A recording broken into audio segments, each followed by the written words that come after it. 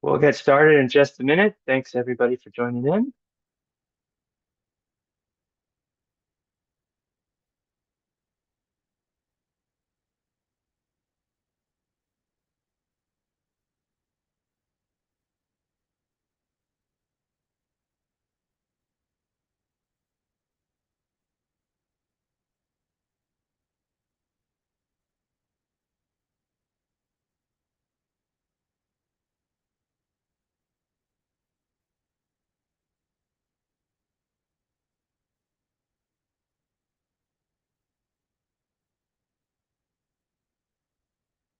Fantastic. As people are joining in, I'm going to get us started on time.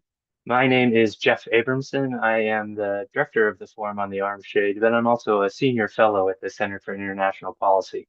And because the forum itself does not take positions, I'll be speaking as a senior fellow at the Center for International Policy in case anybody wants to quote or reference what I'm saying here today. Really delighted to have you join in and to have this conversation get started. The Forum on the Arms Trade is a network of uh, more than almost 200 experts and emerging experts from civil society from around the world who work on the implications of the arms trade, security assistance, and weapons use. This month, actually, right about right now, the forum is celebrating its 10th anniversary. We started with 6 listed experts, and today have grown to a much larger number. And really delighted to have this is our last event this week on the Looking Ahead 2025 series. You can go on our website and see the videos from the previous 4 events, and we'll have a follow-up report shortly. But today, in the last weekday of the Biden administration, we're going to look ahead to the next U.S. Congress and president, talking about arms trade issues and what to expect and advice that we might have. I wanted to quickly detail a little bit about the technology today. We are all going to stay on camera. We've decided to make this as conversational as possible. But we also want to enable you as an audience member to interact with us. Everybody can use the chat function. Feel free to put items in there, talk with each other. The chat is keep it respectful, but we as panelists probably are not going to be able to moderate the chat. So please put your questions, if you have them, in the Q&A, and everyone can see the Q&A and upvote the Q&A so we'll know what's most of interest to you all. When we had our pre-meeting earlier this week, we all agreed that we could talk on and on. So we may need a little bit of encouragement to move on at times. We have a lot on our minds. And I'll just say at the end of the webinar, you'll be taken to a survey to give us a little bit of feedback about that. Let me quickly introduce the great panelists that we have today, and then I'll get us started. I'll be moderating. Bill Hartung is a senior research fellow at the Quincy Institute for Responsible Statecraft. Yeah, he's actually one of the original 6 at the start of the forum. Bill, I looked back to see, and I can't remember where you were at that point, but Bill has been in this issue space for quite a long time. Well known for his book, Prophets of War, Lockheed Martin and the Making of the Military Industrial Complex, back in 2011, but he has written other books and is a very prolific writer. Has a book coming out in a few months as well on another topic.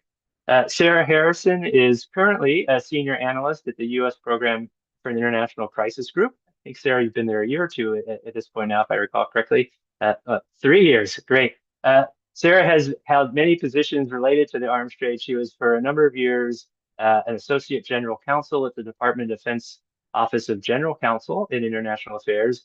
She's also in the past worked at Homeland Security. She's taught law. She is, I think, the only lawyer on our panel. And then finally, Josh Paul, who many of you know, is the director of a new policy. But for 11 years, he worked in the Bureau of Political Military Affairs at the State Department at one point as the director. Many of us talked with Josh when he was inside the administration. And as many of you know, he did leave the administration on their decision to continue providing weapons to Israel in the war in Gaza. With that, I will launch us in.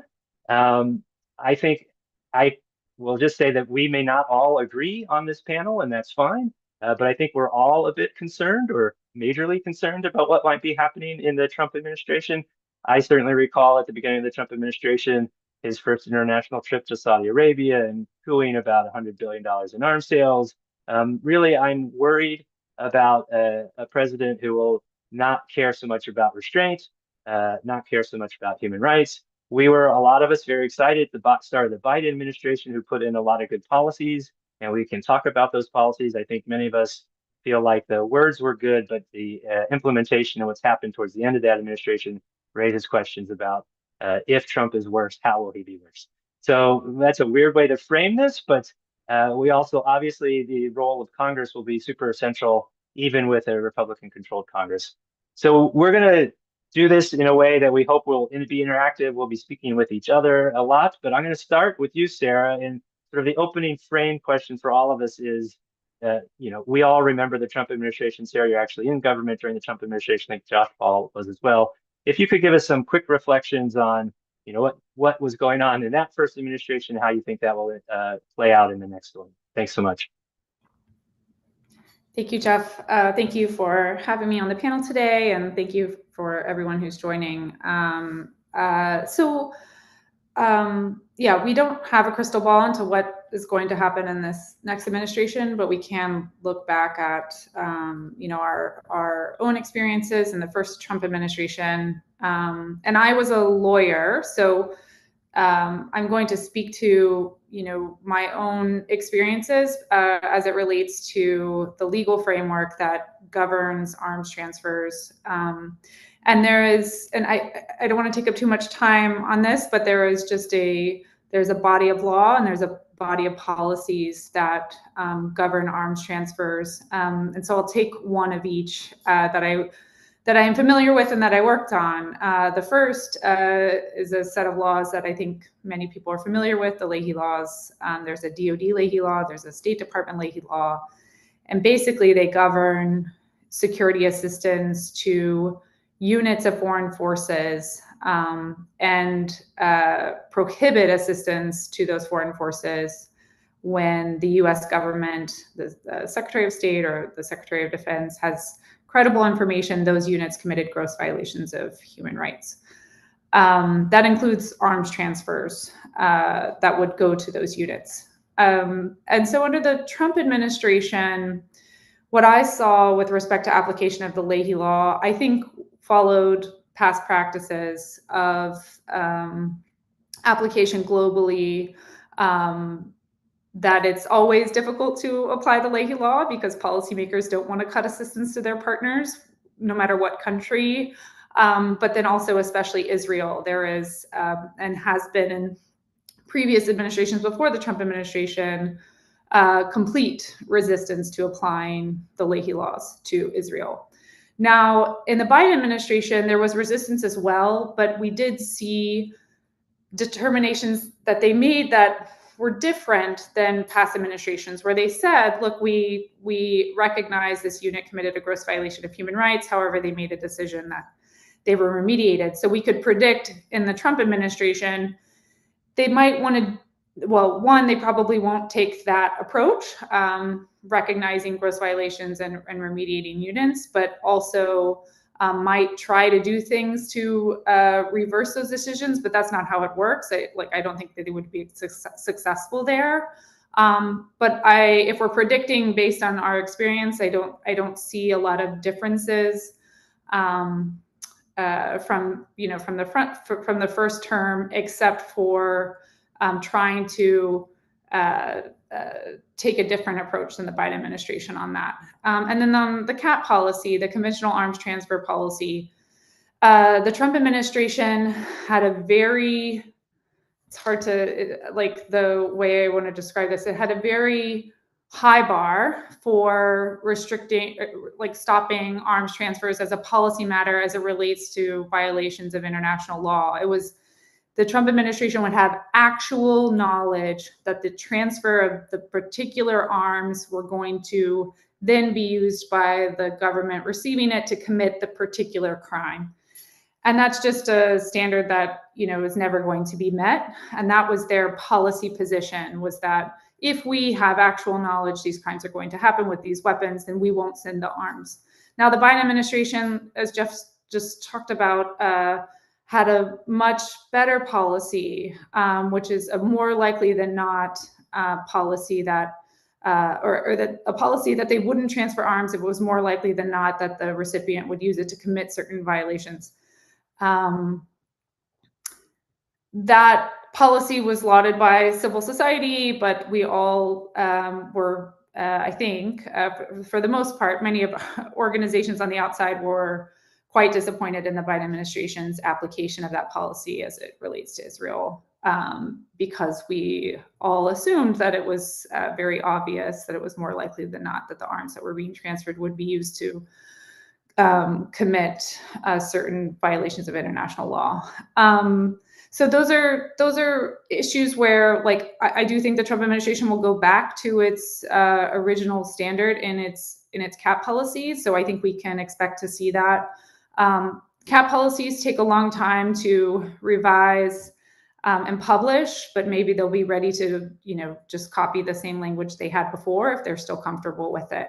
But that is something that will change from the Biden administration, though in practice it might look exactly the same. Thanks, Sherry. Leahy law implementation, cap policy, I think both topics we'll be concerned in looking for. Bill, I'll ask you maybe to go next, and if you want to pick up on where Sarah or raise another topic, go for it. Well, thanks, Jeff, as a founding expert of the forum. I'm glad you recruited some people who know stuff to back me up. And it's an honor to be with Sarah and Josh, who know the inner workings much better than I do. And I think we're going to have a lot to talk about in the next few years. Well, the thing that was striking me about Trump, he gave a speech in Wisconsin on the campaign trail where he said he's going to drive the warmongers and war profiteers out of government. They're all in it for the money. I'm the peace president. At the same time that he's surrounding himself with every defense contractor in the world shaping his transition. So obviously he thinks there's a sentiment out there against endless war, against militarism. He's going to at least make a nod to it. But first time around, there was a similar thing. He was kind of jawboning the contractors about how they were ripping off the government, and he was going to, drive better bargains, and they were kind of quaking in their boots. And then he comes in and he says, well, I'm going to do my first foreign trip to Saudi Arabia. I want to offer a big fat arms package.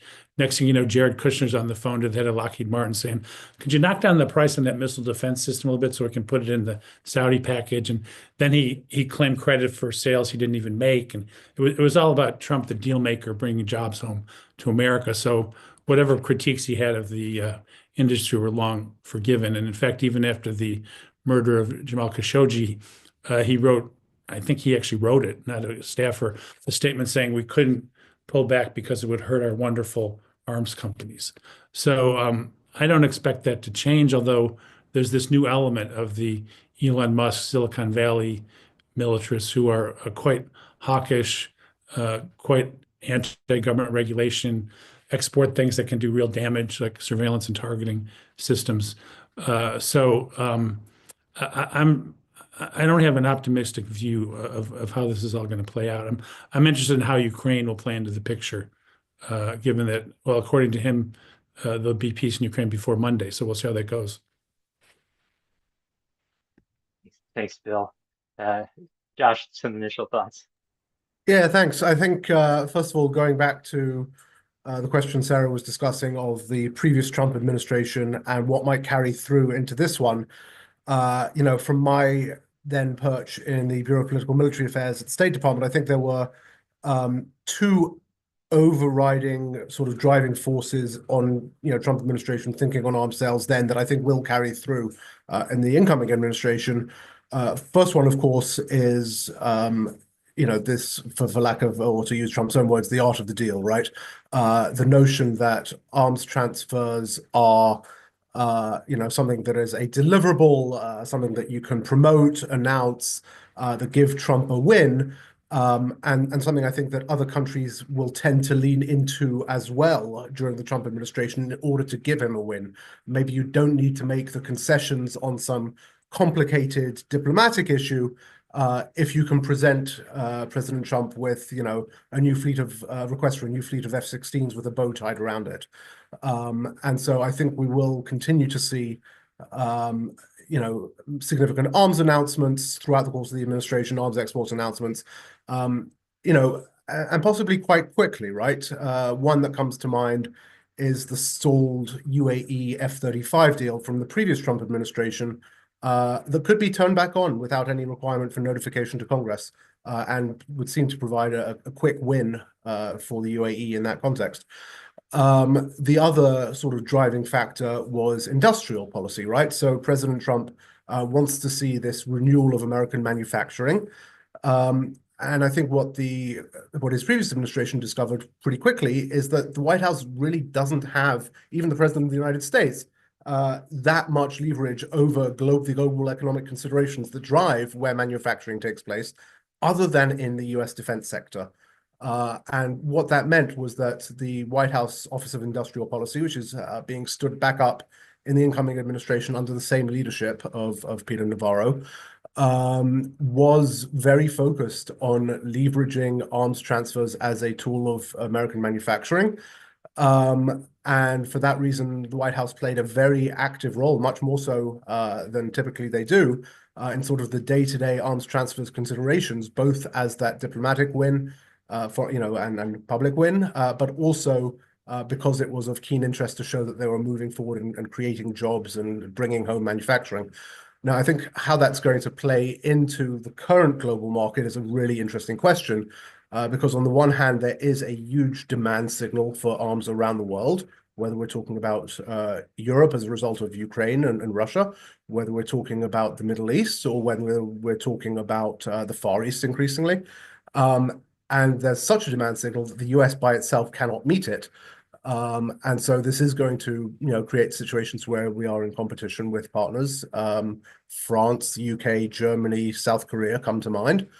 And so I think it will be interesting to see how all of that works, while at the same time adding that overlay that Bill was just talking about of emerging defense companies, defense innovators, and the tech sector seeking to play an increasing role in this space as well. And where that leaves us in terms of, discussions about regulation, deregulation, co-production, and sharing of intellectual property. So I think a lot to pick apart.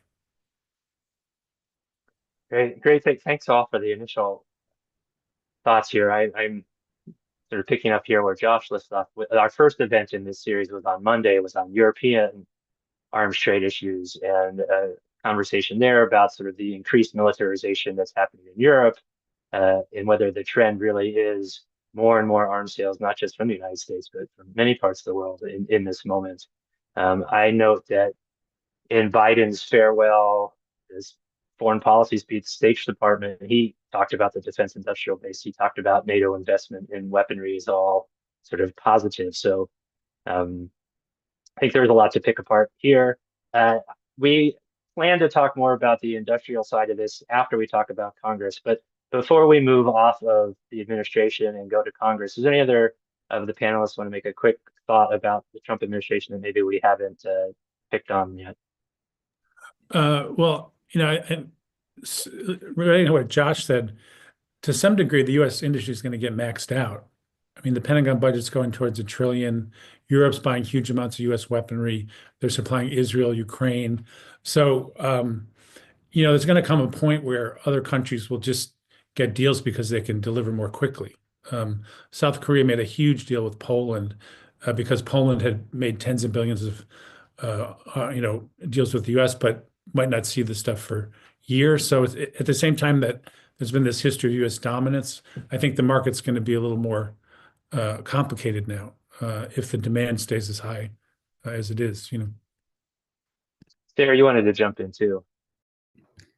I just wanted to say that it'll also affect the way that the State Department conducts its diplomacy. I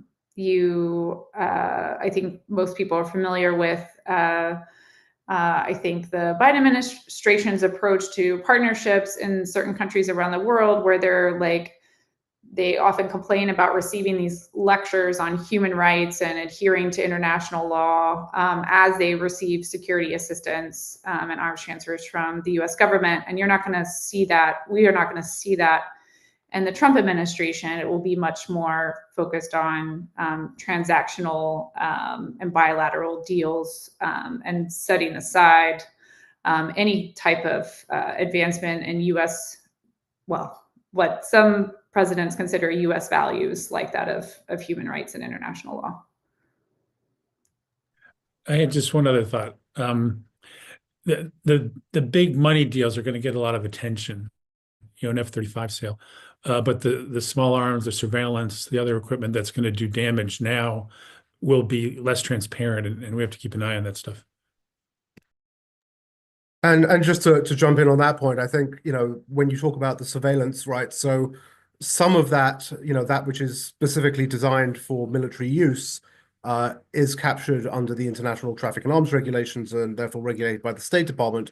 A lot of that stuff, of course, is not captured under the ITAR and is regulated by the Commerce Department, which is a much less transparent process. And then you combine with that the fact that there are, some of the big technology companies now working in a very gray space as to what is military electronics and what is commercial spyware or what have you. And, I'm not convinced that even right now, everything that is being exported by major US technology companies is being properly regulated and properly licensed. But that's only going to expand. And, of course, the future of civil rights in the, in the electronic age is one that has both domestic and global implications and should be of great concern. Yeah, thanks, Paul. I'm going to pivot to Congress, and I'm just thinking here as a transition. Josh, you mentioned the F-35s to the UAE. Obviously the Abraham Accords were something that the Trump administration really touted, and the Biden administration was also a fan of it, and for many years was trying to work a deal with Saudi Arabia. I wonder if early on in the Trump administration we might see a return to some sort of, new massive arms sales to Saudi Arabia as part of an Abraham Accords issue. Again, because we're all flagging disregarding any human rights concerns. But in theory, Congress provides oversight into these deals, and some in Congress are part of the Abraham Accords lobby, and some are opposed to this. But turning now to Congress, maybe a little reflection on what we saw in the Biden administration, what we might expect in the Trump administration now that it's completely Republican controlled. But obviously, we did see a number of joint resolutions with approval. We saw some attempts to use 502B in Congress.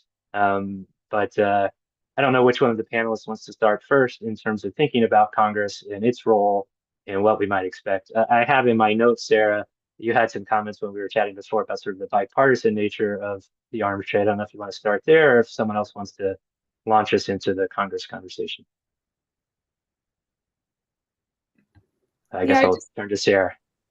I mean, we're looking at the differences between the Trump administration and the Biden administration just because of this transition into the new administration. But I do think that U.S. policy in advancing arms transfers to advance U.S. interests is bipartisan, and that Democrats and Republicans are both aligned in being supportive of making this a significant pillar of U.S. foreign policy, and that both parties are not as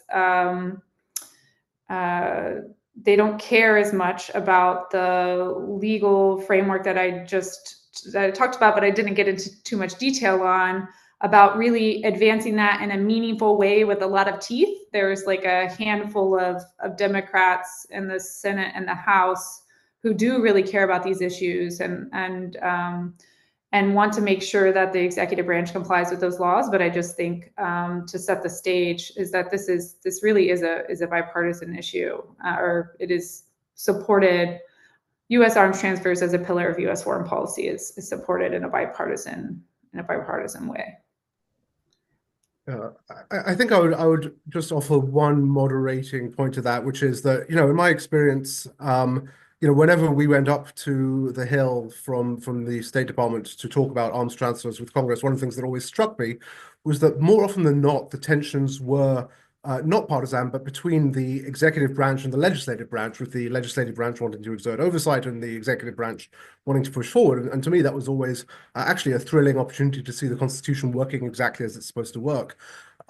So, there is, as much as there is, I think, a bipartisan support for U.S. arms transfers, there is, at least historically, also a legislative desire to exert oversight, to exert some degree of control over the executive branch. Now, I think what we're going to see, at least for the next 2 years, might be a bit different. And to me, the removal of Mike Turner as the chair of the Intelligence Committee yesterday was really a warning sign in that respect, a flashing red light, because Turner is someone who takes oversight seriously, regardless of who might have the presidency.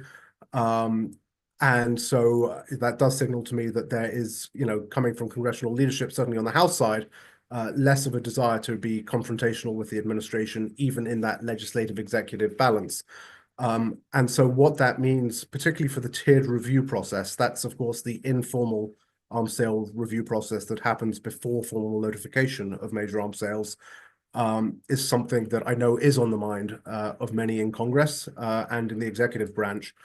There will be, I think, a quick test of this. There are, as has been publicly reported, some $8 billion worth of arms sales pending for Israel right now, including joint direct attack munitions, small diameter bombs, artillery ammunition, Hellfire missiles that have not yet and will not be notified prior to the transition to the inauguration.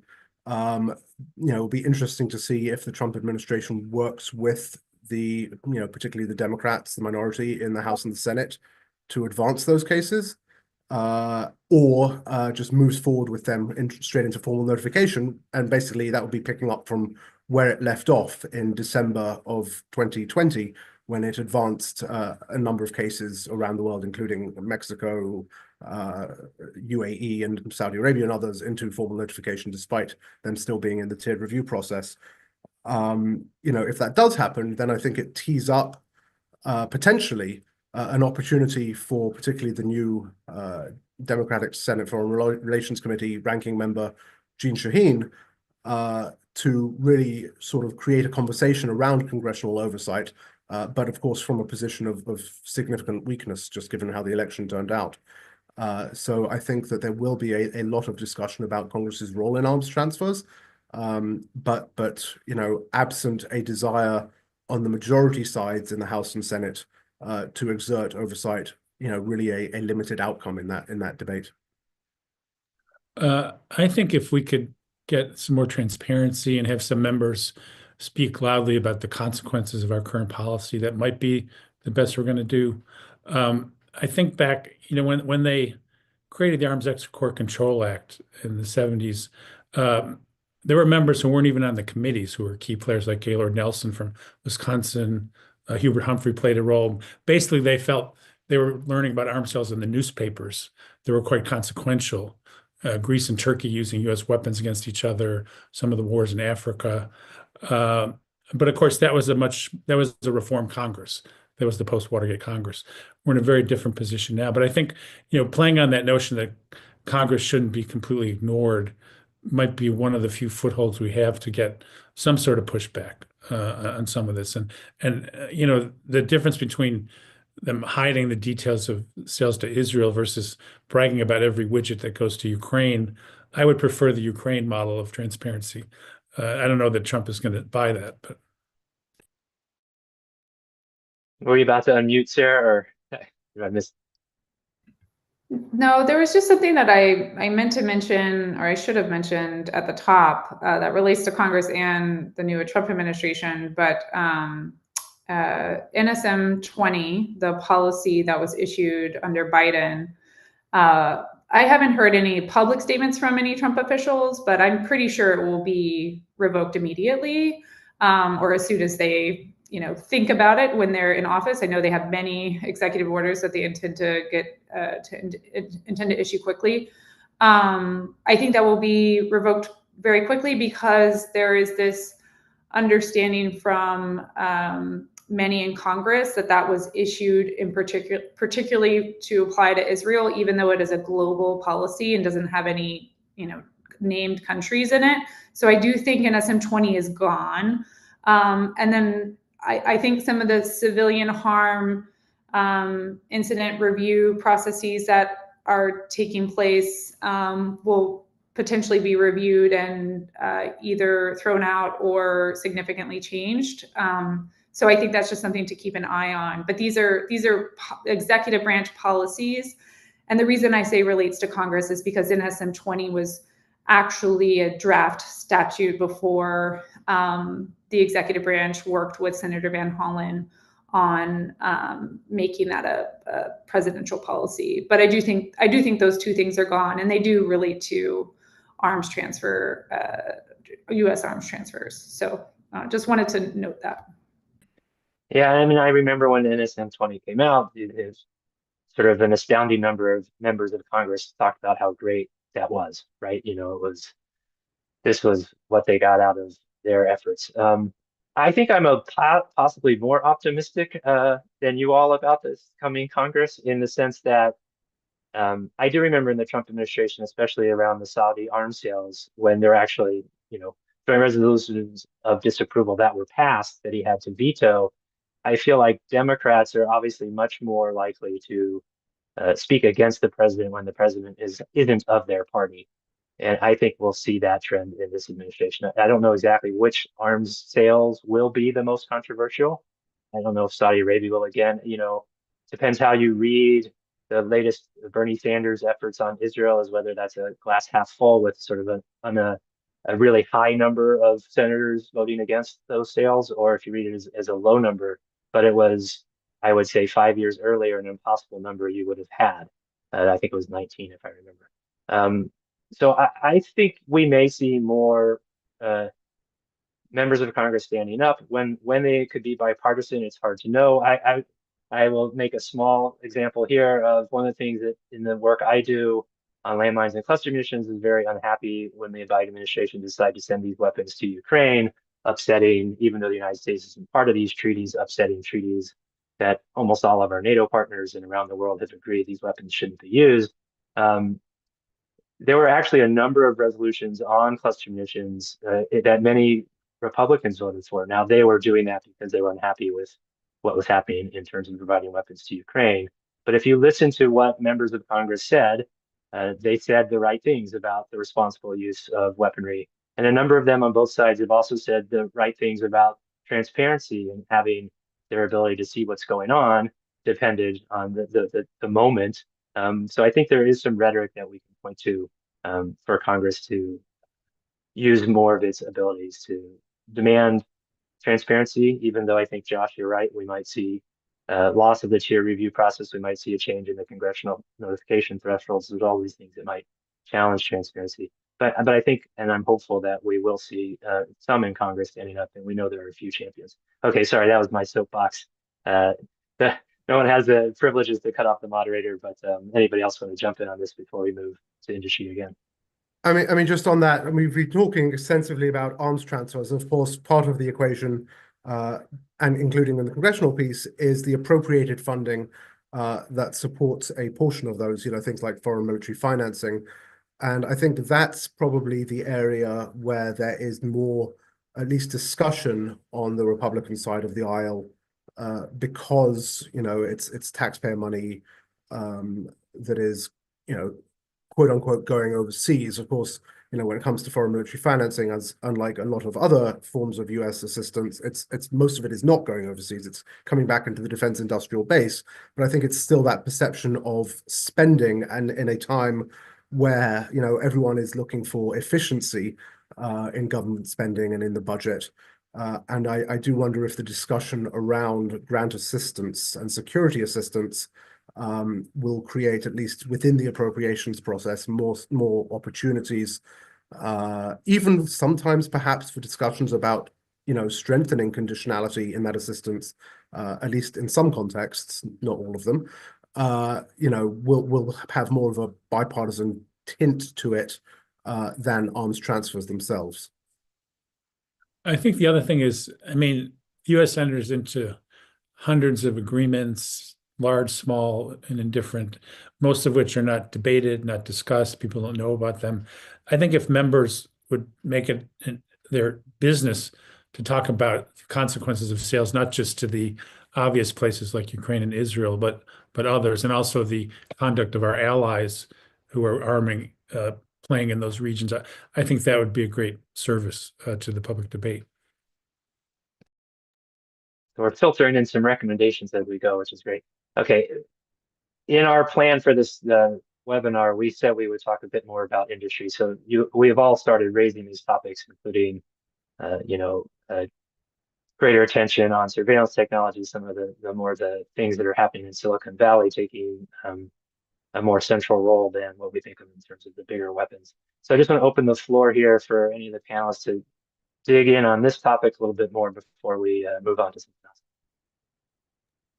Well, one thing, I have this peculiar hobby of studying the military-industrial complex, and this is extraordinary, the degree of influence that has been exerted over Trump even before he takes office. I think Elon Musk, many people think, oh, he makes cars and puts stuff in space. Isn't that neat? But he's also a significant defense contractor and will be more so. They're very ginned up about his new ability to put large volumes of material in space quickly as part of an arms race with China. And they think he's going to be only more of a Pentagon contractor as we go forward. And he, of course, is co-chairing the Department on Government Efficiency and even wants to have like Silicon Valley dollar a year people monitoring each agency as to what it's doing. There's Mark Andreessen, who runs a VC fund that funds Silicon Valley military folks camped out at Mar-a-Lago to interview and recruit candidates for the Pentagon. J.D. Vance, of course, was mentored, paid, financed by Peter Thiel, a big Silicon Valley militarist. So, I just think they want to take a wrecking ball to regulations of all sorts. And Josh and Sarah can speak more to this, but I feel like getting your hands around regulating technology, how that works, how you track it, is much more difficult than figuring out whether a fighter plane shows up in Saudi Arabia. So I just think there's a lot to be done on that front, and I think it's going to be difficult because I think there's kind of this notion that technology will save us, isn't it neat? And not looking at the dark side of some of these things. You're muted, Josh. Sorry, thanks. I was going to say, I don't think it's even a question of the dark side of these things. I think there is going to be a proliferation of interest and investment in, for lack of a better term, innovative defense technologies, and those include space, cyber, unmanned systems, and some other emerging technologies. And we see, a lot of very swiftly growing companies in Silicon Valley, Palantir, Anduril, that sort of thing, as well as significant investment from some of the majors, whether we're talking SpaceX, Google, others. And so, when you take that combined with the significant scale of money that these leaders of these companies are able to push into American politics as well. But the challenging piece of this as well, or one of the challenging pieces, is also that these are also global companies. And if you look at Elon Musk, for example, I mean, he certainly has financial ties back to China, and is going to be keen to export a lot of this technology. And so I think that regulatory piece is vital in a national security lens, not just in a human rights lens, when we think about the export of these technologies and the threat to stealing, theft of intellectual property and sensitive defense technology as well. Will the State Department's compliance function, for example, be able to act against exports from illegal, unlicensed exports from a company that is so closely tied into the administration? I think these are issues of significant concern. And the in-use monitoring system in place isn't set up to track use, whether it's via lawful or unlawful transfers. So once the technology is in the hands of the partner, that's not. I mean, Congress could mandate this, but that's not what the U.S. government does not track how it's used. Great. I think another thing, there was a time when the Chicago Council on Global Affairs had a question on arms sales in their annual survey. And people did not like arms sales. They didn't like arming dictators. Some people didn't think we should be selling arms at all. But they also had no idea what our policy was, how many clients we had, where the arms were going. So there was this kind of general bad feeling about exporting weapons combined with almost complete ignorance and indifference about what was actually happening. And I don't know where that stands now. I think they're gonna try to sell arms as a jobs thing, as a tech leadership thing, as a restoring U.S. Global primacy thing.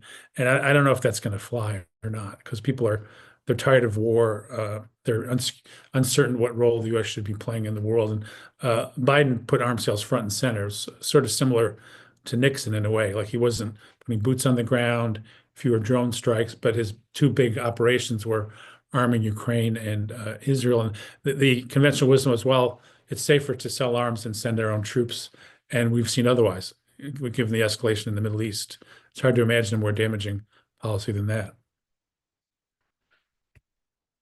That might be a good segue here to recommendations. We've thrown some in as we go, but I want to just sort of open up now for recommendations. And maybe one way to do this is each of you start with one, and then we can build on each other. But let's move into the recommendations round. And then we have a couple of questions in the Q&A that we'll certainly, I think, have time to get to.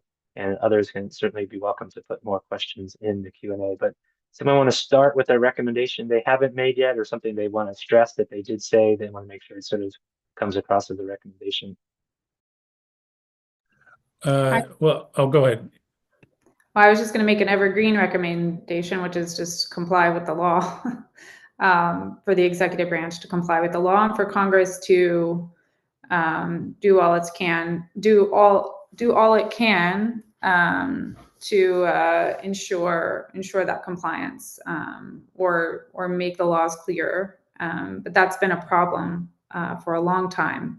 We've seen with the Leahy laws, AECA, other Foreign Assistance Act provisions that aren't adhered to by the executive branch. So that's pretty basic, but I think evergreen.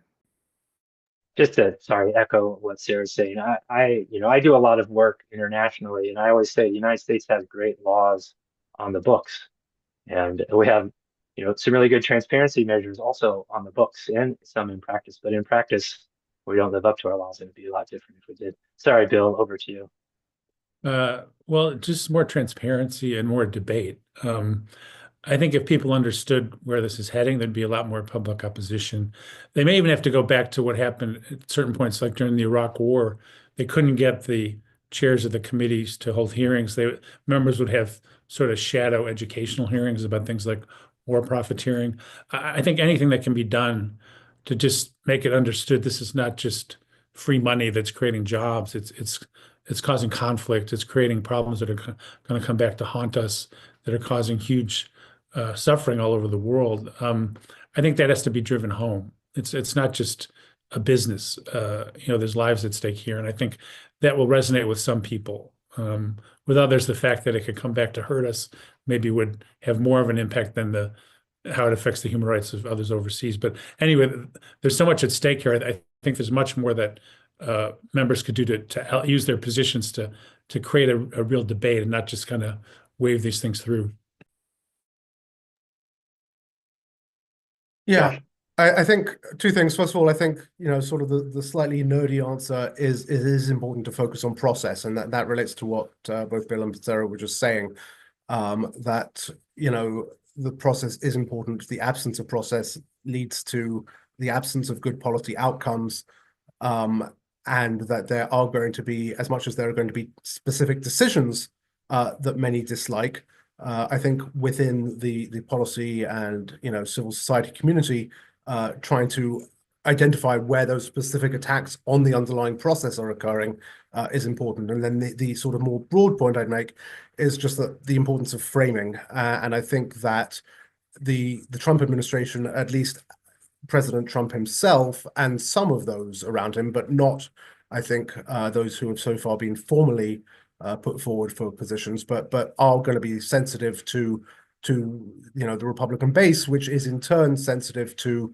debate and discussion about what is in America's interest. And so I do think going back to that framing as often as it is relevant and right is probably a very important part of how we expand this debate beyond just human rights circles and bring it to the American public, whether we're talking about the export of technology and, surveillance systems, or for that matter, the use of them in America, whether we're talking about the role and influence of corporations in public, whether we're talking about, the cost to America of fueling conflicts around the world. I think that these are, or for that matter, the question of offshoring of technologies and jobs, which is also going to be, I think, significantly happening under the radar. I think it's important to bring that back to that framing of, how is this actually in our interest? Yeah, and I think also, pointing out the deal maker is making a bad deal. It looks good on the surface, but we're going to pay a huge price for it. And let's take another look. I made a pretty basic recommendation, but I think this other one I would suggest is wishful thinking, but it's something I think U.S. Policymakers need to work towards, is making peacemaking a U.S. national security interest. Peace should be something that we aggressively pursue around the world, and we don't. We're very good at going to war. We're not very good at exiting or helping others end it. And I think we need to invest more resources and political capital in peacemaking, whether that be through the State Department or sending less arms abroad. But I think it's a question, all politicians in Congress need to grapple with, is the fact that we have decided as a country to make arms transfers a significant part of our foreign policy, and how do we shift towards making peacemaking a significant part of our foreign policy? Because I think that is actually in the U.S. interest to have, actually have world peace, not just brag about being a deal maker, but actually pursue it in a meaningful way. But I know that takes generations, I think, but it's something that I would recommend. And I just want to note, I work on U.S. policy in Africa at Crisis Group, and have looked at U.S. foreign policy in Somalia. And this is why I think about this, because the U.S. has been involved in that conflict since 2007. That's a long time for the U.S. to be in a conflict and never genuinely try to pursue peacemaking in that country. Or other partners of the U.S. have not tried to do that, and so we do think about that a lot in our work on mitigating and ending conflict. But the U.S. and this is a personal recommendation. It's not a crisis recommendation about this being a U.S. national security interest. But with that work, we think about how can the U.S. transition away from this glide path of counterterrorism and war, and move towards peace. Yeah, I heartily second that. I think there's the things we have to fight in the short term, but I think we have to hold out the vision of where we want to be, even if we don't really know what the steps are, because I think that draws more interest from the public than the idea of just looking at all the bad things the U.S. may or may not have done in the world, So yeah. I'm just thinking, it was interesting to me. I went to Geneva sort of shortly after the Trump administration started, and I felt the diplomats there were just a bit lost. Like, Trump is not an international institution builder, right? He's a deal maker. He's not a multilateralist. He's a bilateralist. And I don't know if members of Congress will fill that role. I think people who are reading the testimony and so the hearings with Rubio think maybe he'll be slightly less unilateralist than Trump is, but I think there won't be much runway for him. But I do feel the voices in Congress, probably in civil society, that do take a more internationalist and cooperative approach will be pretty important in the next administration. But we'll have to see. Are there any other recommendations in this round? Otherwise, we're hitting the last 10 minutes or so, and I would turn us to the Q&A. But I'll just ask the panelists. Yeah, Josh, go ahead. Well, if I can just sort of one quick thing, and it's a bit out of scope, but on what you were just saying, I mean, I think that there is a risk and perhaps likelihood, right, that, under the Trump administration, you have a lot of Sturm und Drang about American power and, influence and all that kind of thing. But what we saw during the previous Trump administration was, as you noted, a sort of retrenchment, a weakening of America's role in international institutions. And that is a role that was then filled by some of our strategic adversaries. And the Biden administration has spent a fair amount of time trying to put Americans back in roles in the United Nations that have been filled by individuals, for example, from the People's Republic of China. And so I do think you may get to a point in 4 years' time where, after all this noise about American power, we look around and find an international system that is very differently oriented to the one that is being handed over right now. Yeah, America is much less powerful than it was a few decades ago. And if we opt out of international institutions, we'll be even less so. And just a two-finger on this. I mean, obviously, the Trump administration pulled the United States out of sort of supporting the arms trade treaty, which is kind of relevant to this discussion. The U.S. continued in those conversations and never rejoined or reaffirmed its signature. Obviously, I don't think the Trump administration is going to say anything positive about the ATT. And so we're going to have a test case, a continued test case of where the world can go without the United States as providing a steer. And I think a lot of the world might be, I don't know if looking forward to that, but dealing with that reality anyway, because I don't think the U.S. provision of weaponry to Israel has sat well with a lot of countries around the world. So I don't think it's only the Trump administration that will make it difficult for the United States to sort of show moral leadership. But my little soapbox. We got a couple questions here. I'll start with the second one because I think it'll be a good one. How would you weigh the importance of transparency against hard, unchanging policies toward Israel or any other country where the Leahy law comes into question? I don't know who wants to start with that one, but thank you, Lena, for throwing that in.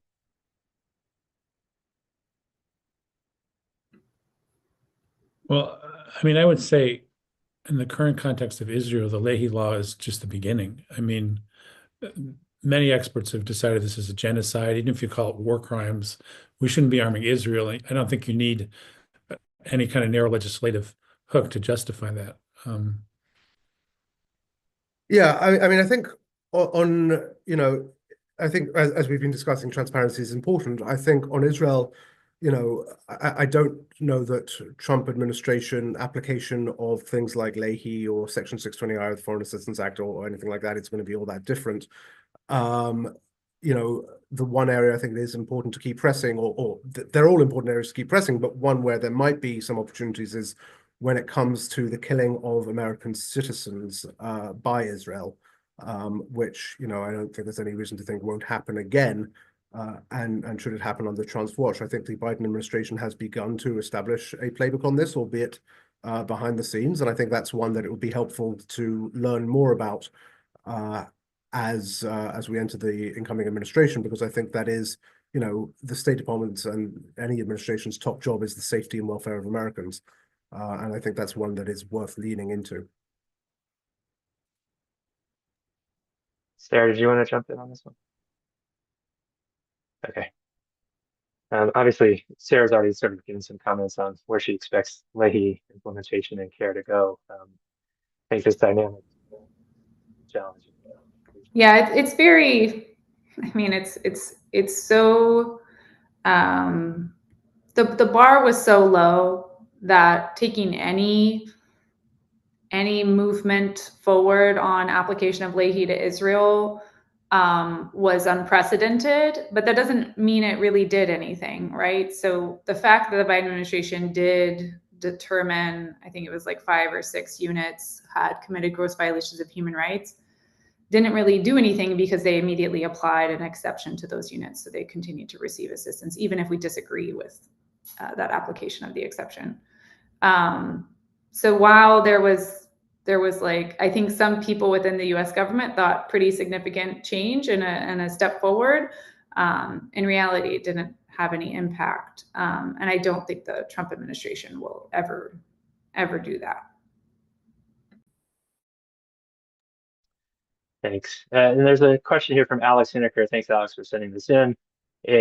I'll paraphrase it a bit, but the United States has for a long time been the world's largest donor to humanitarian mine action. So demining, victim assistance. Some questions here about whether we think that might change in the next Congress and administration. Will it be the end of the talking point that the U.S. is the largest mine action donor in the world?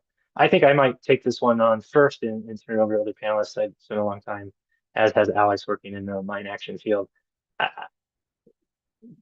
It feels to me that support for demining as a narrow piece of humanitarian mine action is bipartisan and uncontroversial. It seems unlikely to me that the United States will suddenly decide not to invest in this activity. You know, obviously Ukraine, how the Trump administration is going to deal with Ukraine, which is, you know, being heavily contaminated with all sorts of weapons at the moment. You know, the Biden administration seems committed to providing funds for cleanup there. Whether the Trump administration will or not, I guess, is an open question. But I don't know why, even if the Trump administration sort of withdraws sort of the provision of weaponry, why he would stop providing funds for that type of clearance. So I guess I'm somewhat optimistic that the United States will continue to be a large funder. What I'm less optimistic on is the United States even providing notional support to the mine ban treaty. The Biden administration said we should join the mine ban treaty. They repeated the 2-decade-old need for a carve out for the Korean Peninsula, but said we should go to and join the mine ban treaty. And then obviously when he decided to send mines to Ukraine, that's very problematic.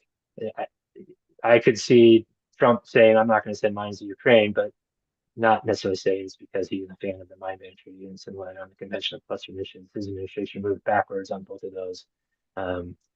Long-ish answer, but anybody else want to jump in? Josh, I see you're unmuted, so I'll give it to you. Yeah, I mean, obviously that's a function that it's greatly delivered out of my old Bureau of Political Military Affairs. I think you're right that there is continuing bipartisan support for funding humanitarian demining, including, I mean, you know, in his career as a senator, Rubio has on several times, you know, spoken in praise of the programming, and I don't see any reason why he wouldn't continue it. You know, I do think that there will be changes, perhaps in terms of who it is implemented through. So will there be as much, you know, to the extent that there is at all, but there is coordination, for example, with UN Mine Action Service, UNMAS, or will the US lean more into its own modes of delivery and its own contractors and grantees rather than working as effectively with other donors? I think that's really the question on the mine action piece. Great, thanks. I don't know if Bill or Sarah, you have any thoughts on that question? Yeah, okay. This is very rare that we are on time. We're about to close in the last 3 minutes. I'll just do, you can show me with the shake of your head whether you have a last comment you'd like to provide in this panel. I see no from Josh, Bill, or Sarah. You're all okay. So with that, I'll say I think it's going to be a difficult 4 years ahead. I think we know that we expect the Trump administration to revert to a very transactional approach in the arms trade. I think it's been a great discussion about some of the rhetoric and some of the specific policies that we think need attention and things to be said. I wish all of us a good last weekend before the next presidency comes in. I'm sure we will all be busy months ahead. I want to thank the audience members for joining in. A video of this will be available afterwards. It's available now, actually, but we will have a follow-up report with some of the recommendations coming out next week. I want to thank Sarah, Bill, and Josh for providing their expertise and advice, and wish everyone a good weekend. Thank you so much. Thank you, Jeff. Thank you, Jeff. Thank you.